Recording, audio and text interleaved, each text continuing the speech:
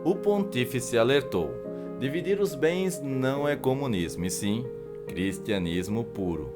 É verdade, mas não há um tom de ironia nisso? E os fenômenos que acontecem nas igrejas, não seria espiritismo puro? Então, esse é o Almanaque do Vale das Curiosidades, e você é sempre muito bem-vindo por aqui.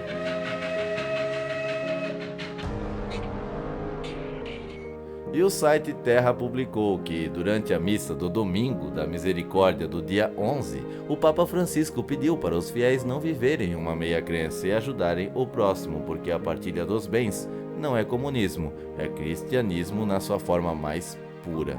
O pontífice alertou que em uma fé estéril não existe compartilhamento nem atenção ao sofrimento dos outros. Se o amor acaba em nós mesmos, a fé evapora-se num intimismo estéril. Sem os outros, torna-se desencarnada. Sem as obras de misericórdia, morre, declarou o Papa na homília de celebração na Igreja do Espírito Santo, em Sância, junto à Praça de São Pedro. A declaração recordou a passagem do Atos dos Apóstolos, que fala sobre a vida da primeira comunidade cristã após a ressurreição de Jesus, indicando que ninguém chamava seu ao que lhe pertencia, mas tudo era comum e não havia ninguém necessitado. Segundo o próprio Papa, os discípulos tornaram-se misericordiosos e compartilharam os bens. Parecia uma consequência natural. Não é comunismo, mas um cristianismo no seu estado puro, ressaltou o Papa. Já no site Jornal da Opção, eu encontrei o PIB da Igreja Católica, que é uma das maiores instituições religiosas e capitalistas do mundo. A Igreja Católica tem 3 trilhões em bens e imóveis e quer aumentar a sua rentabilidade para aplicar mais no social, diz o Papa Francisco. Em resumo, os reformadores financeiros da Igreja Católica sugerem a criação da organização com o nome de Gerenciamento de Ativos do Vaticano para agir em múltiplos empreendimentos do Império. Então assim, gente, a ideia desse almanaque é eu estar mostrando também a opinião, e levando o conceito aqui do canal Vale das Curiosidades, baseado nas curiosidades espirituais, A Igreja Católica, ela é uma igreja muito rica em questão de bens, ela é dona de bancos, muita gente sabe disso. Eu venho criado de família católica, certo? E também doutrinado, na doutrina espiritual por um todo, correto? No Evangelho, com a mente completamente aberta. Eu fui ensinado a enxergar o Evangelho com a mente aberta, onde eu não me encaixo muitas vezes numa igreja, mas se for dizer de onde eu venho, sim, eu venho da Igreja Católica. E fico triste com essa ironia, pois no momento que o mundo se encontra agora, alguns países estão em situação precária, em calamidade total, muita gente na situação deprimente, muita gente aí se autodestruindo, Então, nesse momento do mundo, a Igreja Católica deveria mostrar atitudes, porque as palavras têm poder.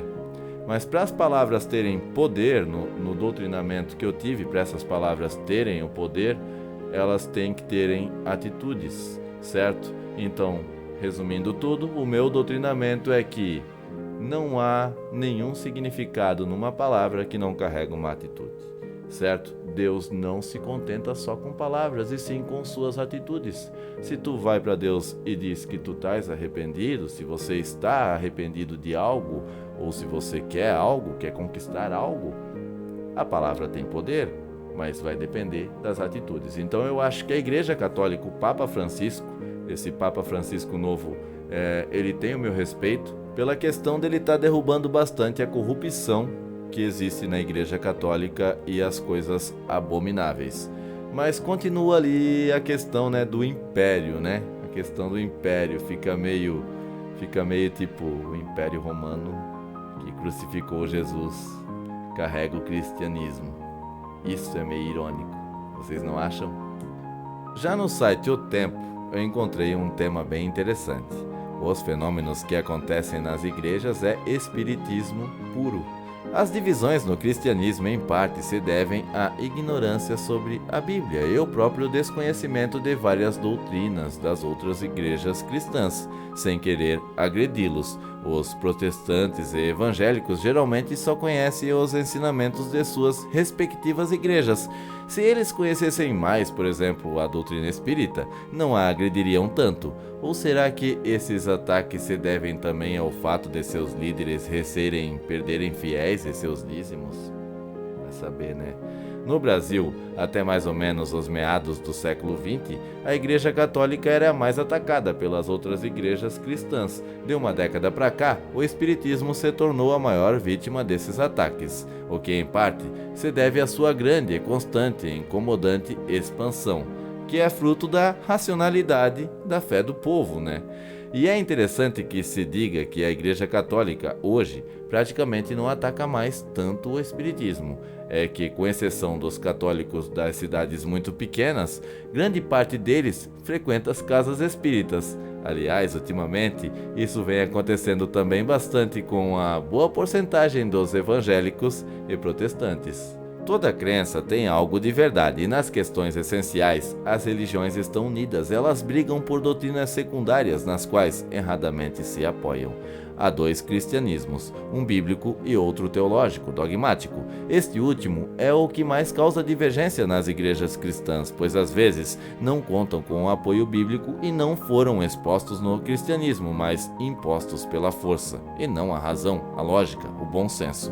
Então, nos tempos antigos, e principalmente na época inquisitorial, o cristianismo teológico dogmático tornou-se poderoso, e daí em diante é esse cristianismo que está vigorando, e às vezes com fanatismo, como foi dito.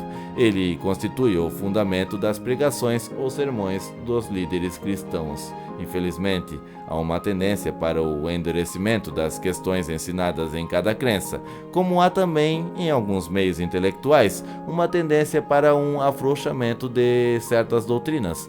Essas variações são inevitáveis, pois são frutos da também inevitável evolução das ideias religiosas, tanto em direção para uma fé lógica e racional, quanto para a continuação de uma fé irracional e cega.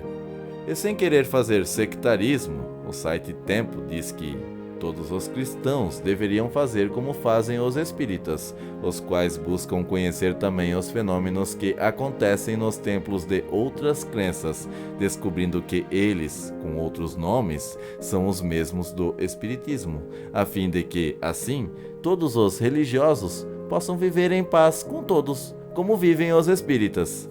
Esse foi o nosso vídeo de quarta-feira. Nos encontramos sábado que vem. Então, almanaque como esse nas quartas e sábado com o padrão normal aí do Vale das Curiosidades. Então, se você gostou, deixa seu gostei pra gente ficar sabendo aqui e continuar com esse trabalho, tá bom? Se você não é inscrito aqui no nosso canal, se inscreva, faça parte da nossa família e comente sobre o assunto aí. O seu comentário é bem interessante, que a ideia do almanaque é essa, né? É divulgar e ter a nossa opinião. Eu dei a minha aqui e quero ver a de vocês, tá bom? Um abraço e até a próxima. Valeu!